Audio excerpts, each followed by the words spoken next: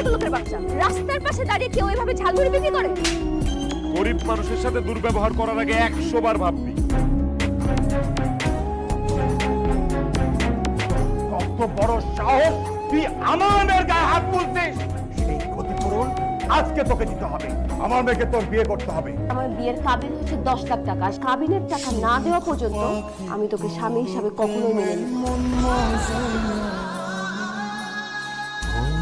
আমার মেয়ের সাথে তোমার বিয়ে হয়েছে, এখন থেকে আমার মেয়ের ভরণ পোষণ থেকে শুরু করে সবকিছু দায়িত্ব তোমার। এসব গরিব ছোট লোকরা আমার বাড়ির কাজে লোক হতে পারে, কিন্তু আবার শ্বশুর শাশুড়ি না।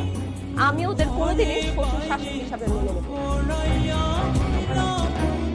আপনারা সারা রাত আমাকে এভাবে বাতাস করতে থাকুন, আমি একটু শান্তিতে ঘুমাই। ওর উপর আমার প্রতিশোধ নেওয়া শেষ, তাই আমার তোর সাথে সংসার করাও শেষ। খুব তাড়াতাড়ি তোকে আমি ডিভোর্স লেটার পাঠিয়ে দেব।